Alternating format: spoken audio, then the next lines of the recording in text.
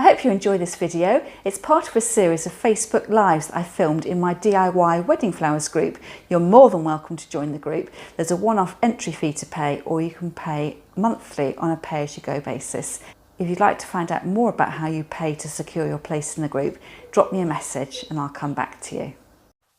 Hello there and welcome back to the next instalment in your DIY Wedding Flowers class. So I hope you're enjoying things so far. Don't forget that at any point you can ask a question directed at the video, so you can leave a comment under the videos, you can post any photos you like, you can start your own question, so please do use the group as much as you'd like to. I've got everything set out in the table in front of me and I am going to change the camera around, adjust the camera angle. There may be a few knocks and bumps as I get my knees under my table, and then we'll get going. So I have got some roses. I have got a bunch of little add-ons. So starting off with my leaves, I can wire up my leaves the same way as I did for my carnations and add them in.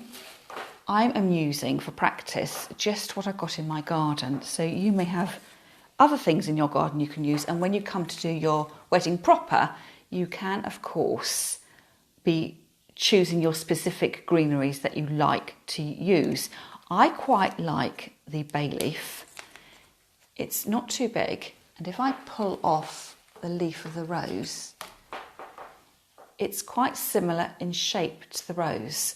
I would never use the rose leaf as the greenery to go with your buttonhole because it will just flop. So bay is quite a good substitute, but the more mature the bay is, the longer the leaves become, and you may find that they are too long and thin, in which case you might like to use salal. That's S-A-L-A-L, and that is a really good substitute for a rose leaf. So I've got some greenery there, and then I have got some extra bits and bobs. So if I get rid of those busy bits, these are the buds from a laurel hedge. So they fell into my pocket when I was coming back from my exercise class this morning. I have a few tufts of conifer, so that gives a really good contrast to the smooth, leathery ivy and bay leaves. I've also picked choisia. So this grows in my garden, and I picked it because of the buds again. I thought they were quite interesting to look at.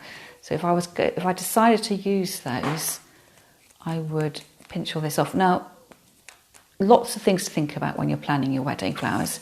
Number one is what your bride wants, what colour scheme you're going for, and also the scent of things. So whereas my bay leaf smelt quite nice, choisia is renowned for smelling a bit like cat pee, so you may not want to use it. So I'm using this purely to show you how you can introduce other forms and textures into your buttonholes.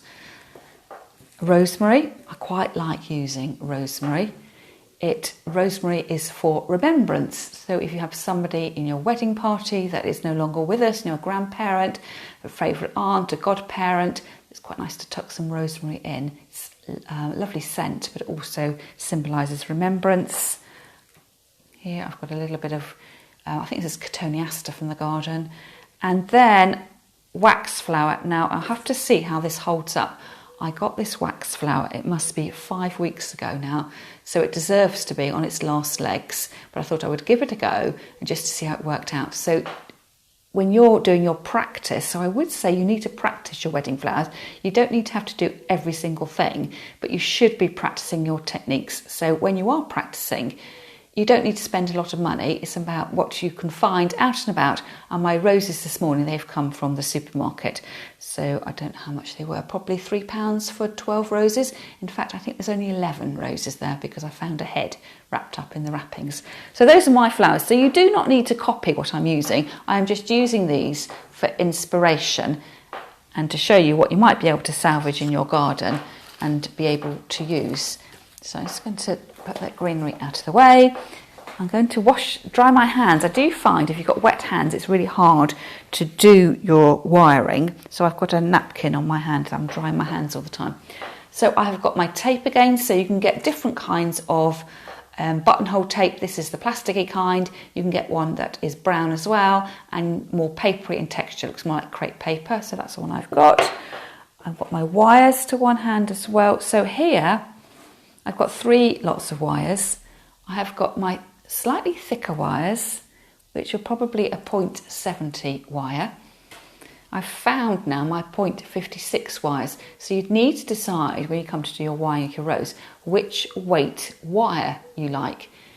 Maybe that the 56 is too loose and your rose isn't supported, or it may be the 71 is too stiff and it's just over supporting your rose. So I'm going to use both here so I can show you what the difference is, and it may be that it's imperceptible difference, but at least you'll know. And then the silver wires, which are called rose wires. I've also included some pearl-headed pins. So when I make my buttonholes, I always put a pin with it so that I know that each buttonhole has been made and it does have a partner pin, so you're not searching for pins all the time. So what I will do first is I'll show you how to wire up your roses, and I'll take that quite slowly. And then I will wire up my greenery, and I'll do that a little bit faster because we have covered that in the first video. And then I will wire up all my exciting textural pieces, so you can see how I'm having to adapt on the hoof really the wiring techniques so that each individual piece of plant material has a wire. So as you're watching this, I shall test you and I will say, can you remember why we wire materials? You don't have to make wired buttonholes. There is the fashion at the moment for little posy type of buttonholes on natural stems, but can you remember the reasons why we wire buttonholes? So leave me your answers in the comment. It'll be a really good refresher. I'm just getting rid of the little bits of green out of the way, and let's get started. So my rose, the stem has been recut, it's been sitting in water, and it is fully rehydrated. So this will be the last time that the rose is physically in water. And the fact that I'll be taping the rose means I'll be sealing in what moisture is there. So I'm going to cut the rose head off. I like to cut it off. You can see you've got the main head here, and there's a slightly bulbous part here, and then you've got the slim stem. I am going to cut my head probably 1.5 centimetres. You need to leave a little bit of the stem on so you've got something to work with. I like cutting mine across at a slight angle rather than straight across, so that the stem tapers down. You might find if you cut it straight across, you've got too much of a lump between the natural stem and then the wire that's going to come out. So I'm going to get rid of this bit. I don't need that anymore. So I will take my 56 wire, this is my 71, my 0.71 wire, holding it like a pencil, close to the end, and I'm going to push this stem right the way up the central part of the rose. So push, push, push. Being delicate, I've got to hold the flower head, but you've got to be firm and delicate at the same time. I'm pushing until I can just feel a little bit of a give. I am not pushing it all the way out the other side like we did with the carnation, because I don't want to damage the beautiful head of the rose, which is there. Because I don't want the wire to ping off, I have to put my rose wires in, which are my cross wires. So I will take off 2 of the really thin rose wires, come right down to the end, hold my stem, and I am pushing this wire straight the way through. Can you see there? That's gone from one side to the other. It doesn't have to be dead straight, but you're just going through. I'm going to pull that halfway across, so it's from here out to here. I'm then going to twist my rose round so that the wire's coming towards you. Take my second rose wire and push that in the other way. So I'm creating a sort of crosshair of rose wire. If you struggle to put your wires in, then just twist the wire over and use the other end, or recut the stem, because once it's buckled you won't be able to get it in, and if you have real difficulty, recut the wire so you've got a point on it. So perhaps if I hold that there, can you see I have got 4 wires? 1, 2, 3, 4. And then I will draw all these wires down so they're running parallel with the main stem, and then take just one of the wires and wrap that round. That's once, twice will be enough, perhaps 3 times. But I'm not wrapping all the way down because I want everything to be streamlined and as lightweight as possible. So those rose wires have done their job. They are holding that wire into the flower head, so everything will be secure. So I'm going to take those wires up here with my scissors, cut them away. I don't need them anymore, they've done their job, and smooth them down. That is when I start to tape. So I get my tape. I'm going to start quite high up. I'm not quite sure you can see, I will take some photographs afterwards. So I want to cover up these silver wires here. So start quite high up and stretching and twisting.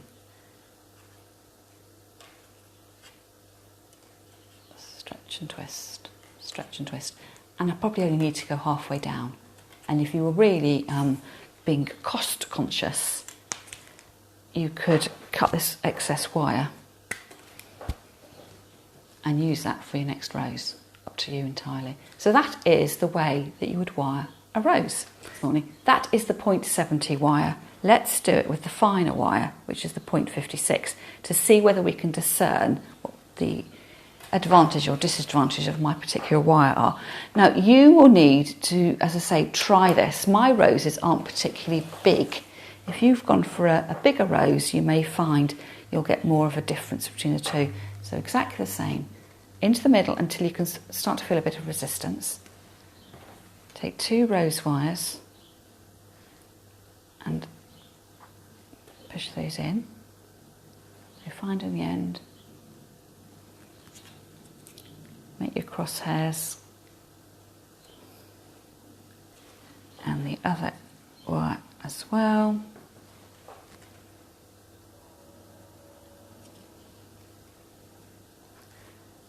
Gently hold the flower head, smooth your wires down so they all run parallel with your stem. Take one of the wires and round once, twice, 3 times. If it goes up, and cut away the excess wires. And then we'll tape.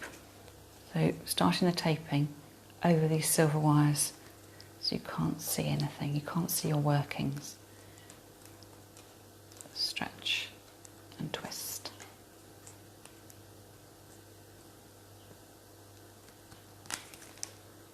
Okay, actually you can see there, I don't know if you can tell, I've pulled my tape a little bit too thin over the wires there, so I can go back in and repair that. So if something goes wrong, it is easy to repair and adapt. If you do think you're going to be a bit nervous and a bit heavy-handed when you're making your buttonholes, you can always add in, make sure you order enough roses to allow for mistakes. So there we have it. I'm going to cut the excess off there as well, just so I don't get stuck down with my long wire. Can you discern the difference between? So this is the 0.56. I'm holding it gently and it seems to be holding up quite nicely. The flower head isn't so heavy that it's nodding over, so that works quite well. And this, I can just feel it feels slightly firmer. So I would say, based on the size of these roses, which aren't particularly big, that a 0.56 wire would be okay. Now, one other thing you need to look at with your roses is how many of these guard petals you're going to take off, and that might be something you do when you condition your flowers. And it may be that you just want to take 1 or 2 off when you're buying your flowers, because you'll be sourcing them, I'm guessing, from a florist. There will be a better quality flower. These are supermarket flowers that have been bashed around, and you whenever you do take off the damaged outer petals, I would just stop at 1 or 2. It can be quite addictive taking these leaf petals off, and you don't want to destroy the structure of the flower. This one is very badly creased actually, so I will need to take off a few more. Can you see on the edge here, which makes it quite small. So that was just with 2 or 3 taken off, and I think I've taken about 6 off that one. So back to our leaves. So I'm going to work with a couple of ivy leaves and a couple of bay leaves. So exactly the same technique as I've shown you before, starting with my rose wires, putting a stitch in the back and coming quite a long way down the leaf, about 3/4 of the way down. So you're supporting the leaf over this long section here. So I've done my little stitch, and you can just see the little silvery stitch there.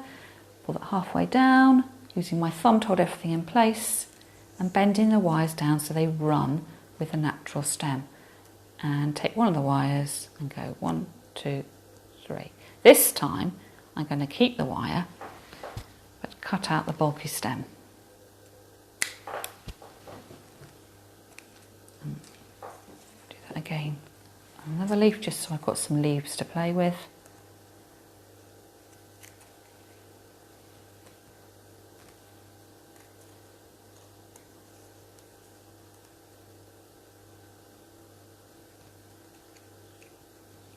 Again, you can pinch that out with your nail or a pair of scissors.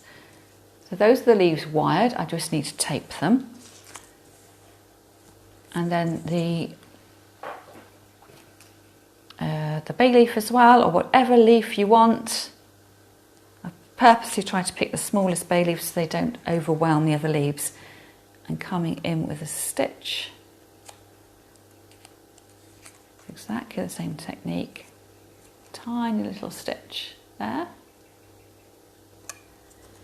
Putting the wires down and wrapping them around. There's only a tiny little stem there. Wrapping them around that little stem.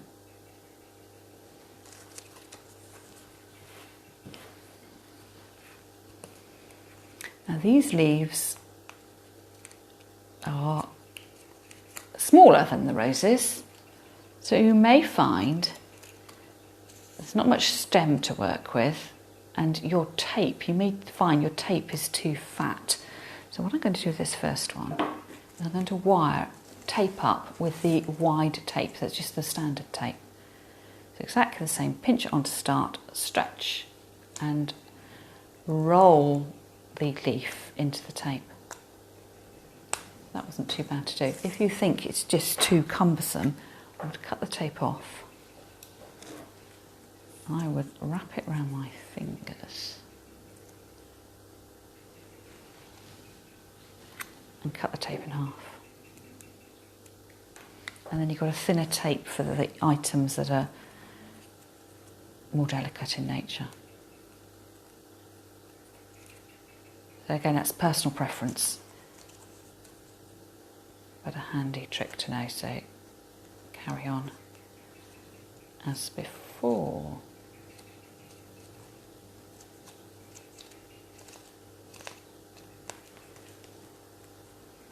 So you get into quite a routine with these. So when I make my buttonholes, I start wiring and taping my leaves first of all, and then my decorative bits and pieces, and I save the roses till last until I am ready to put the buttonhole together.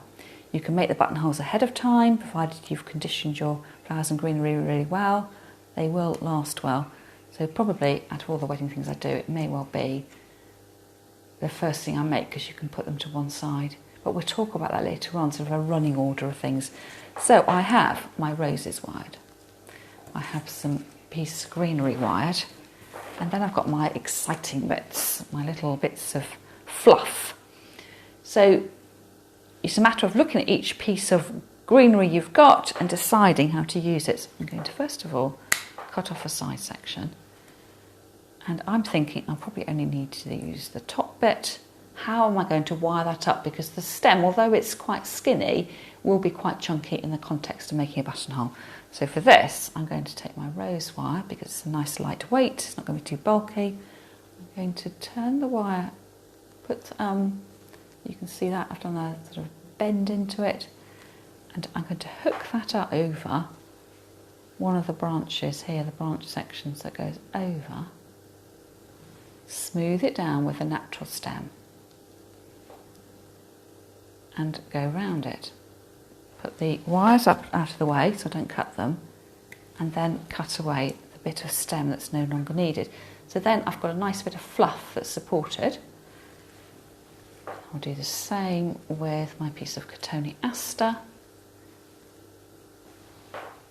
Not quite sure how well this is going to hold up, but we're fingers crossed.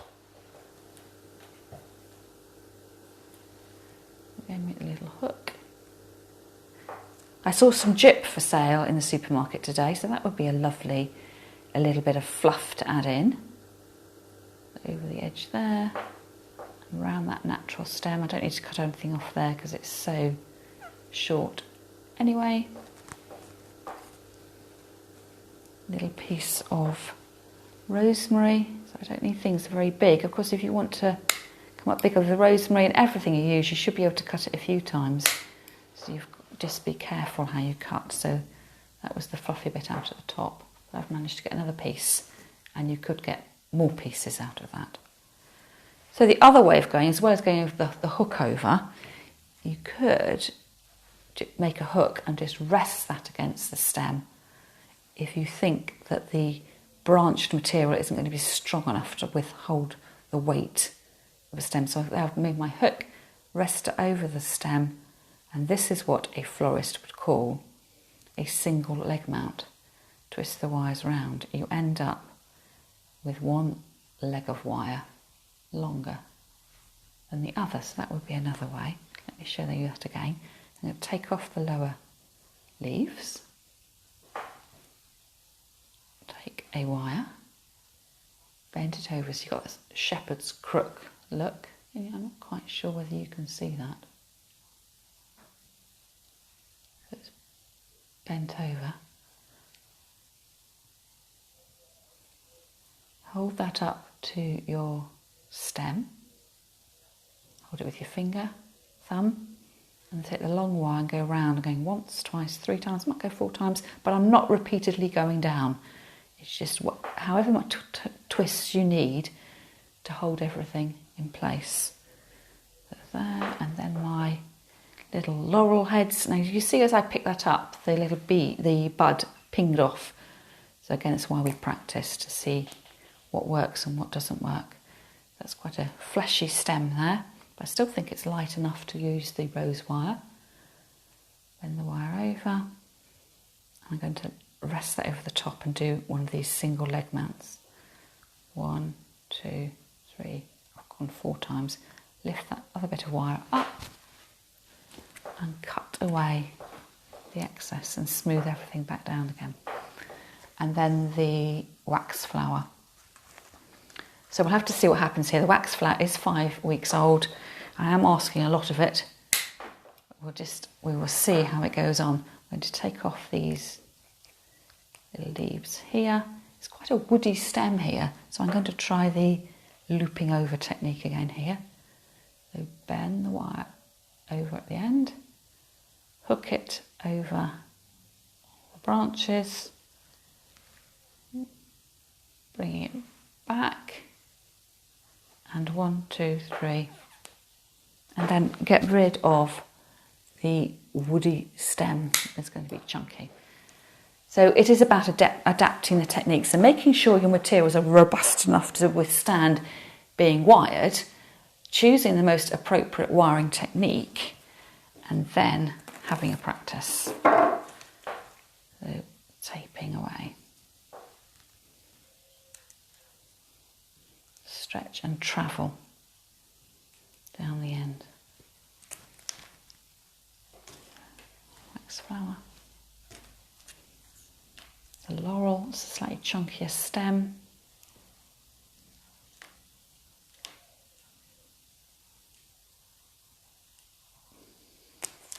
So you can see there, we're looking at the weight of the wire and whether it can support. And I would say that anything slightly thicker than that, of the laurel, would need a thicker, a more heavy wire. It's just holding up nicely. It's got a bit of natural movement.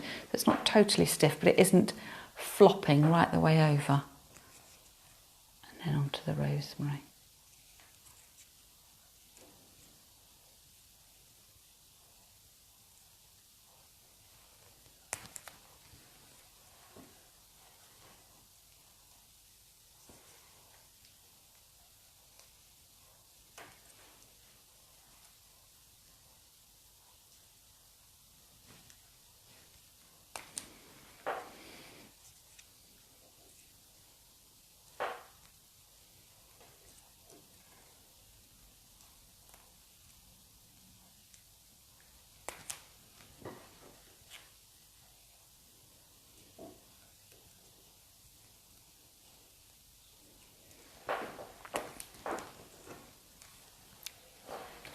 So we make this in the same way we did the carnation buttonhole. You have to decide what your look is.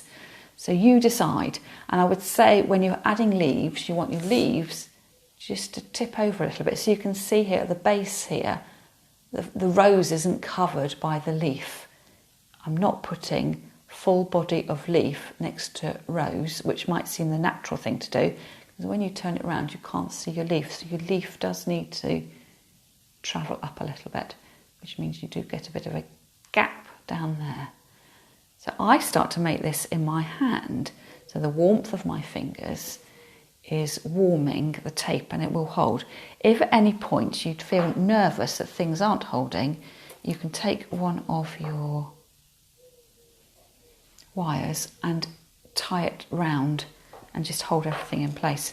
And again, you decide what you want to do. So it may be that you just want that laurel's a bit big.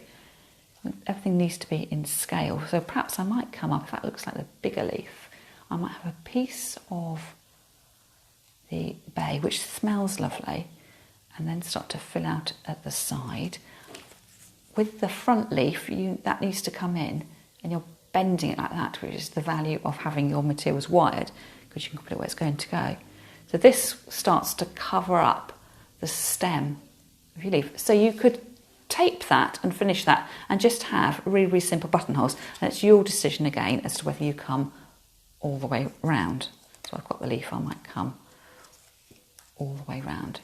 You're guided by the look that you want and what your bride wants, and start to fill things in a little bit. Personally, I never come up that last side, but it's entirely up to you. So you would tape that off in exactly the same way that we taped the carnation buttonhole. But if you want to jazz it up a little bit, you could start to add in your other materials. So for instance, I could have my piece of laurel bud here. I'm going to slide that in the front, and you nestle it down and make it look how you want it to look. So what I tend to do is, first of all, you've got to decide which components you want to add. But as to putting them together, I tend to do a sort of master buttonhole first of all to see what I want and make sure I've got the right number of leaves. Make one, and then I go on a production line, and I don't put them all together at the same time afterwards. With the wax flower, I'm going to nestle that down right at the throat of the rose. It's a small, delicate flower, but actually it's visually quite heavy. I've got 1, 2, 3, 4, 5 little flowers on there, and they're forming a piece of, I don't know, 50p piece, which is much bigger than the other items in my hand. So I wouldn't have anything that's too weighty or visually heavy coming out too far. You want to keep with your principles of flower arranging, which primarily, if you don't know what they are, your bigger stuff stays in the middle and you get smaller and smaller as you go to the outside. So I'm starting to add that into my hand. I'm wondering about putting my rosemary there, but then I'm thinking, oh, this is quite a busy little flower. It's a simple shape because there's lots of flowers there, it's quite busy. So to get the better contrast, I might lie it over here so you see it sort of silhouetted or against the ivy leaf. So just to think about what you're putting with. You want contrast in your little buttonhole. And how much you put in depends on how much you can hold in your hand and what the look is. So if your bride wants a really simple look on the day, I wouldn't be overdoing things. But if she wants a really full blousey look, you can put in as much as you want. There are no rules. The rules are there are no rules. Put that on there. So how many stems have I got in there? I've got my 3 pieces of greenery. I've got my piece of cotoneaster, that's first 3, and then the greenery here, so I just count them. 1, 2, 3, 4, 5, 6, 7, 8, 9, plus the rose. I've got 10 items in there. So that is a sort of souped up buttonhole. I am holding it. I haven't taped it or anything, but because of the warmth of my hand, I can put it down and it doesn't totally fall apart. My last leaf fell off the end. But if you felt that you weren't confident enough in holding it, you don't have to show that you can hold it in one hand. You may feel that you might want to take a rose wire just to hold everything in place. So I'm taking that wire round and I will twist it and I will show you this when my hands get out of the way. So it's just held, it's not going to fall apart. So I'm not worried now. It's not a competition. You don't have to see, how many bits of material. So I've got everything down there. You've got all these shaggy bits down the side. So take my tape and cover up, coming as high as I can up on the underside of the buttonhole and working my way down. So I'm pulling the tape out. I am rotating the buttonhole into my tape and coming down. I am keeping my wires, all those 10 wires are running parallel to each other because I want it to be as slimline as possible and I don't want to see any tapes crossing. And that is all held together. Now I can see a tiny bit of tape there that shouldn't be showing, so I can go back in and cover that up. I can't see any of my wires showing now. You will see, the light's not very good, you'll still see the wires on your leaves and you may well see some other wires in other places. And remembering, of course, that no one else apart from you is going to look at the workmanship. It just needs to be really robust. And if you can bear it, you need to shake it. And if things are looking wobbly and loose now, you need to adapt your technique and have another practice. So that's the good thing about practicing. Have a bit of a wobble. It's got a nice shape on there, so you want to make sure it sits nicely on the lapel. But that is what it looks like at the moment where we're nearly finished. So I might, for instance, if I was doing this for a wedding, I might give this to the groom, and depending on the other people in the party, the wedding party, I might put less and less materials in. So I might have the groom looking really fancy, possibly I might do the best man the same, or I might take out some of the flowers, and then the time I got to the father and perhaps the grandfather, it may well be there was just a bit of sprig of something in there. And if you were doing them for the guests in general, I would probably just give them the rose with the greenery around the edges. You then need to decide how long your stem is going to be. And it is down to personal preference, so I'm not going to be a great deal of help to you. And my personal preference is, can you see I've got that ivy leaf to curl back, is I don't like too much showing under the natural ivy leaf. So my inclination is to cut it about here, which gives me, I'm guessing, about 4 centimetres. So what I would do here is give it a blunt cut right the way across. So getting into my scissors, this bit here is for cutting wires. So right the way across. And it's a bit like then looking at an electric cable. I'm not sure you can see that. I don't know if that will focus or not. Can you see all these little wires in here? It's a bit like an electric cable. You now need to cover that over because it's going to be rough and scratchy and catching on people's clothes. So I turn my buttonhole upside down, start near the top or the bottom of the stem and go round and go over that end bit, and I end up with a sort of knobbly end on my buttonhole. So that is all cut and pushed away. So that would be the complete buttonhole, which I would then pierce a pin across to, so you know that everyone's got a buttonhole that needs it. I can't get that pin in now. And that they're not hunting around for pins. So I would present that in a box or a tray, and I would have them all lined up, and I would probably even put a name tag in, so especially if the groom's got the fanciest one, that the groom wears the one that was intended. So that is the finished buttonhole. So I think that is all I need to show you today for the rose buttonhole. So you can keep it really, really simple with your leaves around the edges. I haven't wired these. I'm just going to lean across and get my ivy leaves just to mock it up. So some ivy leaves. It could be, imagine I've wired and taped all of these. It could be as simple as a rose with some greenery, or you can add in your extra bits to make it more of a statement buttonhole and do that. But the basic techniques are the same. You just need to work out how to wire each of the components to put that on. So I'm going to sign off now. So that's all from me for now. Have a great day, and I'll catch up with you next week.